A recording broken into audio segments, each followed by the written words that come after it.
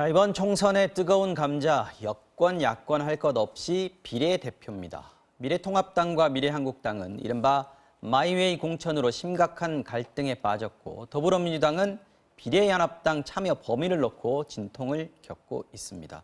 또 셀프 제명을 통한 바른미래당 비례의원들의 탈당이 무효라는 법원 판단도 정치적인 파장을 일으키고 있습니다. 정치와우 정용 시작하겠습니다. 최민희 전 더불어민주당 의원, 김우석 미래통합당 정치특보 두 분과 함께 하겠습니다. 어서 오십시오. 네. 자, 일단 먼저 야권의 비례한국당발 비례대표 공천 논란부터 보겠습니다. 미래통합당에서 영입한 인사 대다수가 당선권 밖으로 밀려나거나 낙천되자 미래통합당이 발칵 뒤집혔는데요. 황교안 대표 어제 강수를 던졌습니다. 들어보시겠습니다. 자체적으로 비례대표를 내도 되지 않느냐 이런 의견도 좀 가능합니다. 불가능하지 않습니다. 자, 황 대표 말대로 지금 미래통합당이 자체 비례대표를 낸다. 지금 상황이 오전에 좀 많이 바뀌었습니다만은 이건 사실상 물리적으로도 좀 불가능한 거죠? 물리적으로 가능하다라기보다는 압박 카드라고 보여지는데요. 압박 카드죠. 네. 그러나 이게 불가능하지만 않은 게 지금 시간이 며칠 남아 있고요. 통합당의 공관위가 아직도 건재하고 있고, 네. 그다음에 만약에 절대로 하지 못하겠다라고 하면은 통합당 입장에서는 다른 대안을 찾아야 하지 않겠습니까? 그런 경우는 이런 부분들도 충분히 검토할 수 있다라고 하는 합리적인 대안을 제시함으로써 지금 한국당의 그 변화를 이끌어낸 거죠. 그리고 이미 한성교 대표하고 지금 공병호 공관위원장이 네. 협상을 할 수 있다, 제의를 할 수 있다 이렇게 얘기한 걸로 알고 있습니다. 일단은 황교안 대표의 어떤 강수라고 해야 되나요? 그게 좀 먹혔다라고 볼 수도 있을까요? 먹히죠. 안 먹히면 안 되죠. 그러니까 애초에 미래한국당이 뜨면서 네. 미래통합당이 위성정당 내지 자매정당으로 출발한 것이잖아요. 그래서 황교안 대표가 직접적으로 비례대표 선출에 관여할 수는 없지만 사실은 그 결과를 놓고 사실 다 합의할 수 있는 수준이어야 되는 거 아닙니까? 네. 그런데 누가 봐도 미래한국당의 한성교 대표와 그 공관위원장께서 네. 그 미래통합당의 인재들을 당선권 밖으로 배치됐는데 그거를 어떻게 그냥 좋다고 하겠습니까? 그냥 이거는 네. 지금은 원칙을 가지고 뭐 이 당이 어떻다 저 당을 어떻다 하기보다는 일단 저렇게 자매정당이 출범했으면 네. 또 자매정당 정신에 맞게 가야지 저 자매정당이 미래통합당과 별개가 아닌데 그 무조건 그 한성교 대표가 원칙대로 했다 이렇게 하는 것도 사실 상식이 아니죠. 그래서 저는 그 일정하게 타협점이 마련되지 않을까 생각합니다. 실제로 지금 한성교 대표도 최고위원회를 통해서 제의를 요구하겠다라고 얘기를 했고 지금 공관위원장 같은 경우에도 뭐 요구가 확실하면 제의를 충분히 적극적으로 수용하겠다 이렇게 얘기를 했단 말이죠. 그러면은 어느 정도 폭이 될 것인가 이게 문제일 것 같긴 한데요. 폭도 폭이지만 컨셉의 문제죠. 컨셉의 사실 문제다. 이거는 총선에서 당은 기존에 있는 물을 갈아주는 역할을 하지 않습니까? 공천이라고 하는 게 네. 기존에 있던 좀 정체된 물을 빼주고 새로운 물을 계속 넣어주면서 정치권을 다시 발전시키는 그런 역할을 하는 게 선거고 네. 그것을 당에서 할 수 있는 게 공천이란 말이죠.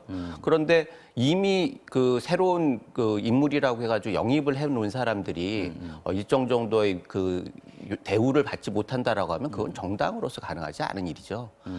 지금 이런 상황이 선거법 때문에 벌어지긴 했지만 네. 어찌됐든 지금 말씀하신 대로 위성정당임을 표방하고 나왔단 말이에요. 그러면은 이거는 전체적으로 한 덩어리로 총선 전략이라는 차원에서 봐야 하는 거고 그렇다고 하면은 이 부분은 전체 몇 명의 문제가 아니라 전체적으로 영입된 사람들을 얼마나 넣을 것이냐 그리고 어떻게 당을 신뢰하게 만들 것이냐가 첫 번째가 돼야 하고요.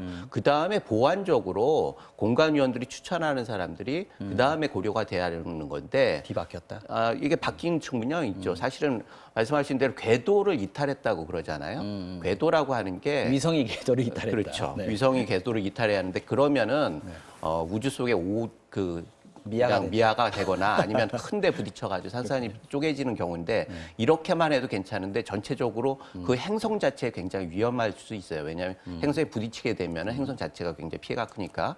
그래서 이런 부분들에 대해서는 확실하게 좀 균형을 잡아 나가야 한다라고 하는 요구를 하는 거고 그런 것들을 숫자로만 얘기하기에는 좀 문제가 있다. 예를 들자고 하면 상징적으로 영입 1호라고 하는 사람이나 뭐 영입의 대표성 있는 사람들을 당연히 상위 순번에 해야 하는 거죠. 그거는 선거 전략의 기본입니다. 네. 그런데 그런 분들이 뒤로 밀려나거나 아예 없어지는 경우는 선거 전략 전체에서 굉장히 큰 타격을 주기 때문에 보수 진영 전체에서도 이건 큰 손실이다 이렇게 보여집니다. 1시 반부터 최고위가 열리고 있었는데 지금 나온 소식 아까 조금 전에 자막이 나왔습니다마는 미래한국당 공천에서 당선 안정권 안에서 5명 정도 교체하겠다 뭐 이렇게 나온 것 같아요. 그러니까 결국은 저런 원칙을 가지고 결과는 숫자로 나타나는 것이죠. 네. 그러면 지금은 뭐 이렇게 그 양쪽이 뭐 막 이 원칙을 갖고 싸우기보다는 제가 생각하기에는 최소한을 어떻게 할 것인가로 가야 이게 파열음이 덜 나지 않겠습니까? 근데 저도 의아한 것은 그 윤주경 전 소장 같은 관장 같은 경우는 네.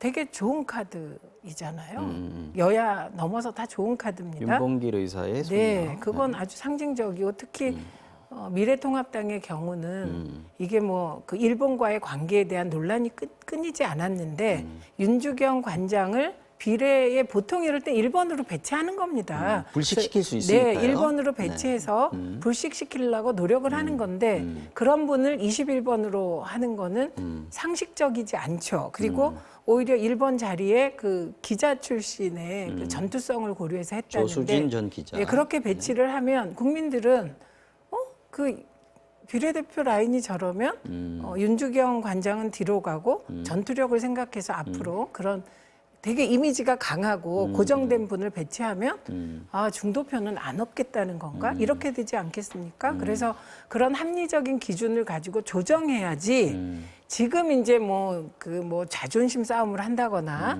이런 거는 사실 국민들께서 꼭 통합당 지지자뿐만 아니라 국민들께서도 바라지 않죠. 그건. 공관위원장, 공병호 공관위원장 같은 경우에 오늘 아침 인터뷰에서만 해도 적극 수용하겠다 이러면서도 자기가 보기에는 한 사람 정도 놓친 것 같다 이렇게 얘기를 했거든요. 이게 아까 말씀하신 윤주경 전 관장 얘기가 아닌가 싶기도 한데 지금 5명을 지금 제의를 요구하겠다 지금 이렇게 한국당의 최고위에서는 그렇게 얘기를 하고 있습니다. 네. 그 정도 숫자면은 미래통합당 입장에서는 충분합니까? 거듭 말씀드리지만 이건 컨셉의 문제고 숫자의 문제는 아닌 것 같고요. 구체적으로 말씀하시면 맞습니다. 지금 기존에 있는 틀을 완전히 바꿀 수 없는 상황이기 때문에 기본적으로 영입한 인사들의 상징성 있는 부분을 전진 배치해야 한다. 그런 게 뭐 대체적으로 한 5분 정도 지성우 씨를 비롯해서 여러 가지 핵심적인 가치를 가지고 있는 분들이 있잖아요.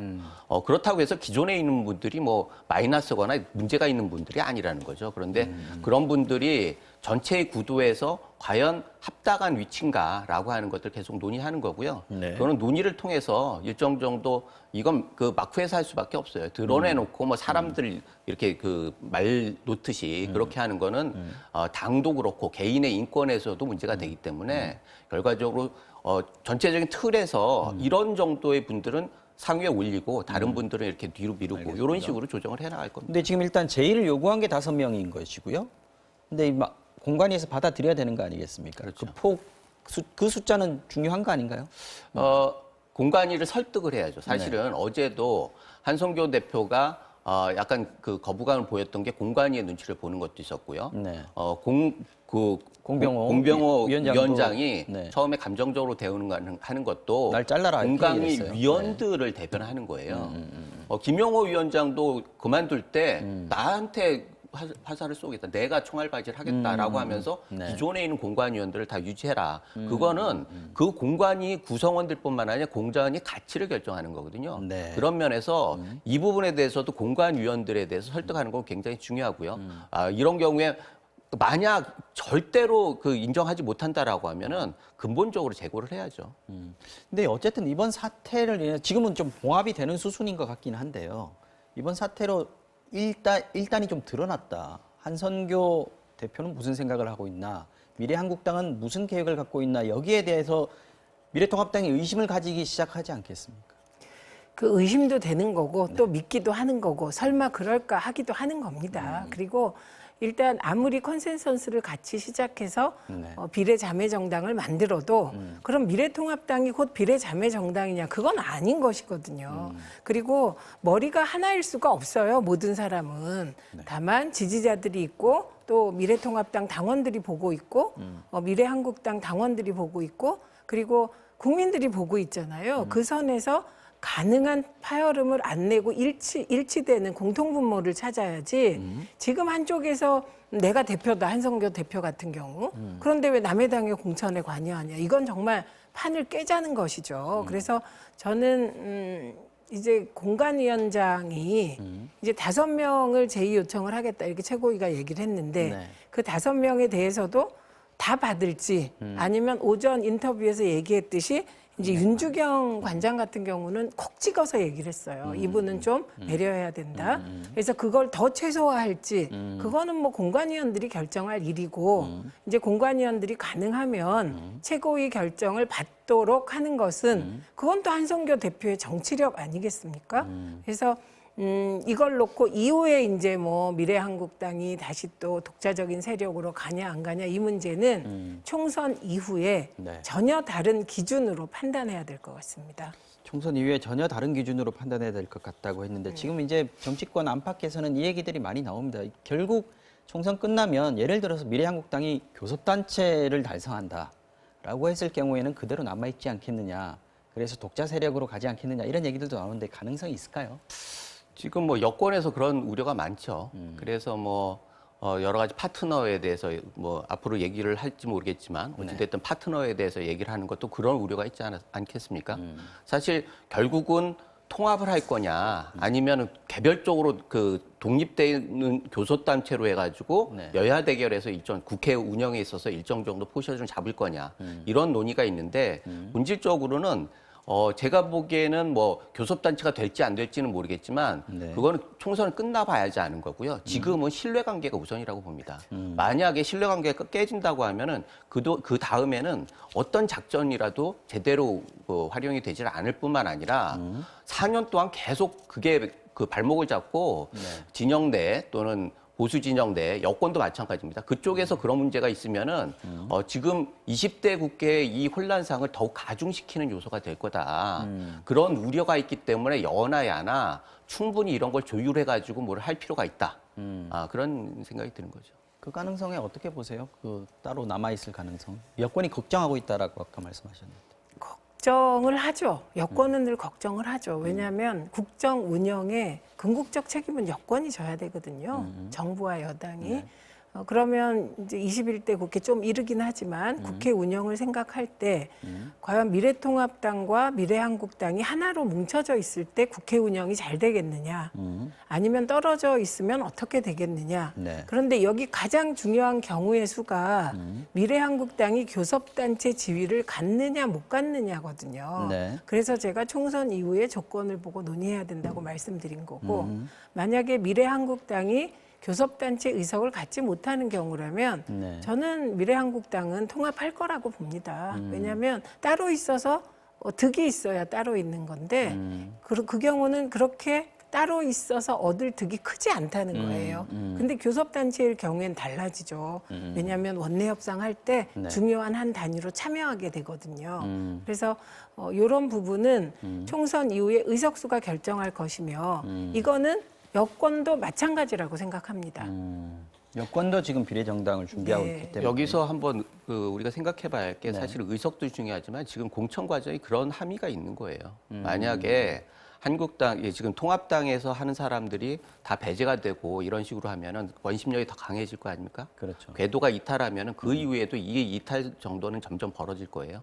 그러면 다시 붙이기가 굉장히 힘들어집니다. 그래서 이런 부분들은 공천을 왜 다시 제의하게 하느냐, 왜 이런 그 갈등이라고 하는 이 암초를 짊어지고 네. 이거를 다시 요청하느냐는 그 이후에 총선 이후에 합칠 거냐, 아니면 따로 해도 같이 공동전선을 할 거냐, 아니면 완전히 별도의 정당으로 할 거냐라고 하는 중요한 바로메터가 되기 때문에 네. 부분에 대해서는 양보할 수 없는 거죠. 알겠습니다. 이번에는 말씀하신 대로 범여권의 움직임도 살펴보겠습니다. 자, 민주당 외에 플랫폼 정당인 시민을 위하여, 그리고 기본소득당, 시대전환, 가자 환경당, 가자 평화인권당 등 5개 정당이 참여를 하게 됐습니다. 오늘 정당 명칭도 정해졌습니다. 더불어시민당입니다. 비례대표 후보 공모도 시작을 했는데요. 이와 관련해서 어저께 민주당 윤호중 사무총장이 어떤 얘기했는지 먼저 듣고 대담 이어가겠습니다. 이념 문제라든가 성소수자 문제라든가 이런 좀 불필요한 소모적인 논쟁을 일으킬 수 있는 정당들과의 연합에는 좀 저희는 이 어려움이 있다 이렇게 판단하고 있습니다. 시민을 위하여가 이 후보를 내는 것이 아니라요. 이를테면 그 이번 총선에서만 사용할 일회 용기를 만드는 겁니다. 그 안에 어떤 과일이 담길지는 참여하는 정당들이 내놓는 것이거든요. 자, 그 담을 용기를 지금 시민을 위하여로 했고요. 지금 당 이름이 서불어 시민당으로 네. 정해졌습니다. 여기에 이제 처음에 아이디어를 내서 제안을 했던 정치개혁연합은 배제가 됐어요. 이유는 뭐라고 보십니까? 일단 그게 저도 좀 이상해서 취재를 해보았더니 네. 일단은 플랫폼으로 시민을 위하여를 택한 것은 지금까지 어제까지 정당 등록증을 받은 단위가 시민을 위하여 플랫폼이었다고 이미 완료돼 합니다. 있는 단위 예, 거기는 있으니까. 완전히 완료가 됐고 그걸 이용하자. 네. 나머지는 진행 중이니 완료된 데서 먼저 찾아 이런 취지고요. 그다음에 두 번째는 이 정계련 정당개혁연합 쪽에 녹색당과 미래당이 있는데 네. 이 녹색당과 미래당 소속의 일부가 다는 아닌 것 같고 일부가 시민을 위하여 하고 하지 않겠다는 입장을 가지고 있었다고 합니다. 내부에서. 예, 일부가.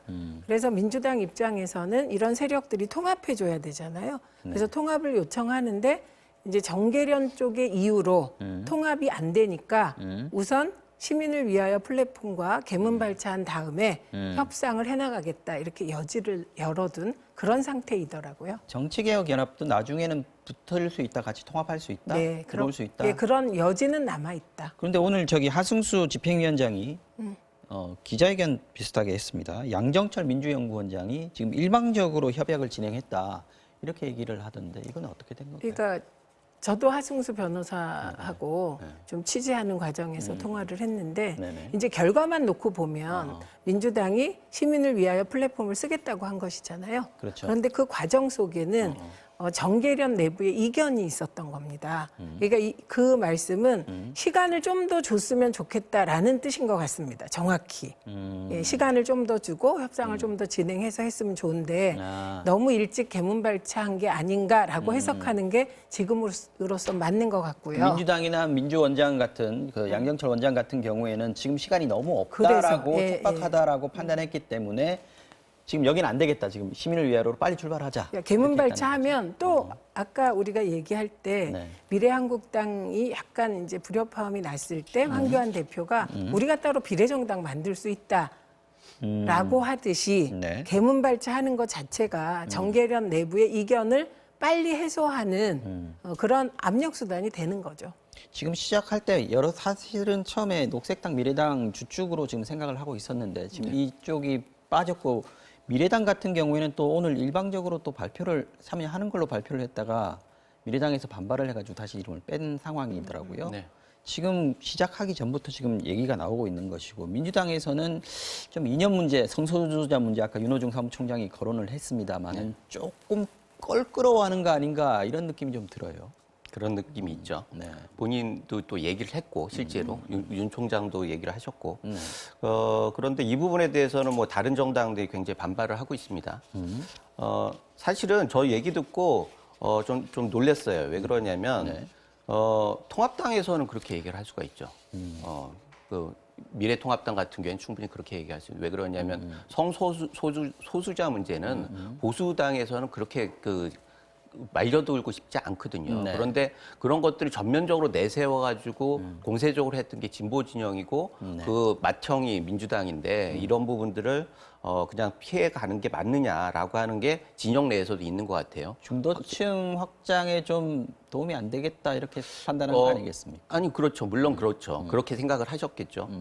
문제는 그동안에 했던 그 결하고 뭐가 바뀌려고 하면은 거기에 상응하는 중간 과정이 있어야 하는데 그게 없었다라는 점이고 네. 실제로 저기 지금 그 민주당 소속의 박원순 시장 같은 경우에는 퀴어 축제를 비롯해서 굉장히 성소수자에 대해서 적극적인 정책을 펴고 있단 말이죠. 네. 그런 것들을 받아가지고 또 그 민주당에서도 그런 것들을 공약도 내세우고 정의당에서 했던 여러 가지 이런 부분들도 얘기를 하고 이렇게 해가지고 전체적으로 성소수자에 대해서 굉장히 관심을 갖는다라고 하는 인식이 있는 게 사실이에요. 그런데 이런 것들을 피해 나가는 게 과연 적당한 그 해명인가라고 하는 부분들이 있는데 일단 그거는 그렇다 치고 문제는 말씀하신 대로 기존에 있던 이 전통 있는 야당 세력, 그러니까 진보 세력들이 네. 이렇게 배제가 됐다라는 게 어떤 함의가 있느냐라고 하는 그런 문제 제기들이 어떤 있는 함의가 거죠. 그러니까 그 일반적으로 얘기하기 너무 껄끄러운 상대는 피하고 싶다라는 거잖아요. 그래서 되도록이면은 통제가 가능한 분들하고 파트너를 삼겠다라고 하고 그렇게 해서 말씀하신 대로 괴문 발차를 하면은 결차가 뛰면 타든지 말든지니까 압박을 받을 거 아닙니까? 그러니까 자연스럽게 같이 가는 거고 그러면은 나중에 통합할 때도 주도권을 확실히 할 수 있다라고 하는 그런 전략이 아닌가라고 하는 얘기들이 많이 있어요. 그런 면에서는 상당히 합리적인 판단인데 변명하고는 좀 안 맞는 명분하고 좀 안 맞는 거 아닌가라고 하는 생각이 있는 거죠. 그러니까 지금 말씀하신 것 중에 네. 민주당이 성소수자 정책에 선진적이다 혹은 뭐 앞장선다 그건 아닙니다. 민주당이 이제 그 차별금지법 때문에 이렇게 된 거예요. 그 차별금지법은 네. 성소수자도 차별금지의 대상이냐 아니냐를 얘기한 겁니다. 예를 들면 인종, 뭐 종교, 뭐에 따라 차별할 수 없다. 쭉 거기에 성소수자도 차별하면 안 된다. 요게 들어가냐 마냐로 이제 특히 기독교계를 중심으로 공격이 많았던 건데요. 그럼 성소수자를 차별해도 되냐? 저는 미래통합당도 차별에는 그렇게 동의할 것 같지 않아요. 반대하고 있습니다. 차별 자체는. 그렇죠. 그래서 그 정도인데 그게 너무 잘못 알려졌다 이런 느낌이고요. 그다음에 우선 윤호중 총장이 얘기한 게 두 개였어요. 하나는 이념적 논란을 갖고 싶지 않다. 이거는 예를 들면 특정 정당을 얘기한 것 같은데 그 정당 안에 통합진보당에서 국회의원 하던 분도 들어 계세요. 그럼 이분들은 통합진보당이 어쨌든 찬성과 반대와는 별개로 해산됐잖아요. 그래서 국회의원직을 잃은 분이 다른 당의 형식으로 비례연합정당에 참여하는 거는 그건 저는 분명히 입장을 밝혔다고 생각합니다. 거부한 걸로. 그다음에 지금 이 녹색당과 관련해서는 녹색당 내부에서 미래당도 미래당의 좀 주도하는 분들은 뭐 시민을 위하여도 좋고 빨리 비례연합정당을 만들자는 거고 일부는 또 시민을 위하여가 들어올 경우 또 네. 조국 장관 논란이 일지 않겠냐 우려하는 분도 있지 않겠습니까? 그래서 그쪽의 혼란인 거예요. 그 부분은.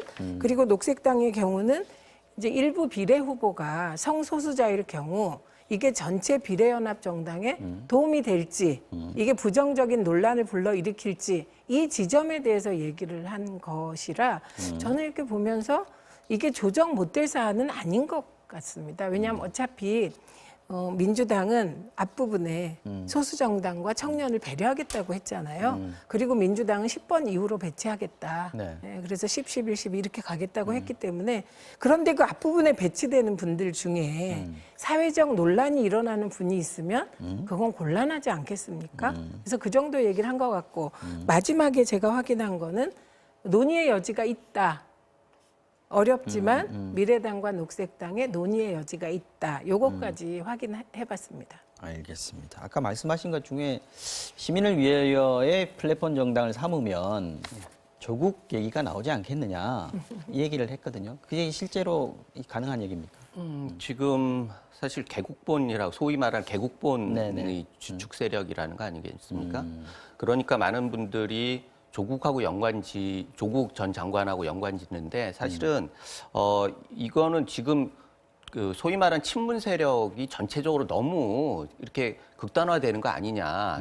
그러니까 아까 말씀하셨듯이 이념 문제는 뒤로 하고 인물 중심의 그 편가르기로 가는 거 아니냐. 그런 것들이 당파 아니겠습니까? 당파성의 약간 부정적인 측면인데 네. 지금 나타나고 있는 이게 그 시민의 위원회는 그런 면에서는 전통 있는 그 정당이나 녹색당이나 이런 데서는 이념적 기반이 있어요. 그런 부분들에 대해서는 인정을 해주세요. 아무리 다른 진영이라도 인정해 줄 부분이 있어요. 그런데 이념적인 그 기반이 없이 그냥 그 소위 말하는 패싸움 하듯이 이렇게 하는 그런 행태를 보이는 그 그룹들과 같이 이렇게 하는 게 과연 맞느냐 이런 얘기가 있는 거고요. 이런 부분들에 대해서는 굉장히 퇴행적인 거 아니냐라고 하는 얘기들이 나오고 있습니다. 그리고 지금 말씀하셨듯이 지금 선거법 개정의 기본적인 원칙은 다양성에 있잖아요. 명분은 다양성에 있습니다. 네. 그래서 국회에서 얼마나 다양한 가치들을 담아낼 것이냐. 그래서 거기에서 소수 정당이 필요하다. 그래가지고 정의당이 주장하고 여권에서 동의해가지고 사실 선거법 개정을 한 거잖아요. 그런데 선거법을 개정을 해놓고 어느 순간부터 이게 정치적으로 불안하다. 그래가지고 이걸 돌려놓는데 그 과정도 그렇게 클리어하지가 않았어요. 그래서 그 여권 내부에서도 원칙을 버리면은 명분이나 원칙을 버리면은 승리할 수 없다라고 하는 그 불만이 있었던 거고 정의당 입장에서도 이렇게 해가지고는 진보 진영이 발전할 수 없다라고 해가지고 참여를 거부했지 않습니까? 네. 이런 부분들에 대해서 심각하게 생각을 해봐야 하는데 그렇게 생각하지 않고 너무 현실적인 이해관계에 그 집착하는 거 아닌가라고 하는 우려가 있습니다. 근데 저는 마지막으로 듣겠습니다. 네. 네. 그 조국 장관이 좀 불러놔도 별로 저는 나쁘지 않다고 생각합니다. 그게 검찰개혁 의제랑 맞닿아가기 때문에 뭐 그렇고. 그다음에 시민을 위하여는 맞죠. 문재인 정부 성공을 위하여 시민들이 모였다. 그래서 이 정체성은 말하자면 직접 민주주의를 구현하겠다는 것이 가장 큰 정체성이 되겠죠. 그래서 저는 뭐 이런 여러 흐름이 섞여도 뭐 별 문제가 없겠다 이렇게 생각이 들고 그거는 마치 제가 미래한국당과 미래통합당이 뭐 이런저런 원칙 얘기를 할 수 있지만 지금 그런 단계는 다 지났다와 마찬가지입니다. 네. 그래서 정의당은 오히려 현실적인 판단을 해야 될 시기에 원칙 얘기만 하고 있어서 이것이 오히려 중도층이 정의당을 보기에는 답답하다. 지금 이런 분위기이거든요. 네. 그래서 마무리 지금은 어쨌든 서로 뭐 이쪽이든 저쪽 여야든 뭐 네가 뭐 잘했다 못했다 싸울 때가 아니고 빨리 뭔가 그릇을 만들고 네. 사람을 이게 비례를 순번을 정하고 선관위에 등록할 준비를 해야 될 시기다 이렇게 봅니다. 마지막으로 하나만 여쭤볼게요. 지금 열린민주당 있지 않습니까? 손혜원 의원, 정봉주 전 의원이 네. 지금 주도하고 있는 곳인데 최강욱 비서관 얘기가 나옵니다. 어떻게 됩니까? 거기 누가 갑니까? 그건 모르겠습니다. 모르겠는데 언론 보도도 갈리고 있어요. 예, 열린민주당으로 간다, 안 간다. 그러니까 아마 가면 열린민주당일 것 같습니다. 근데 아직 확정이 안 된 것으로 보여요. 열린민주당은 지금 독자적으로 후보 낸다는 거죠? 예, 열린민주당은 독자적으로 갈 것 같습니다. 알겠습니다. 오늘은 여기까지만 하겠습니다. 최민희 전 더불어민주당 의원, 김우석 미래통합당 정치특보 두 분과 함께했습니다. 오늘 고맙습니다.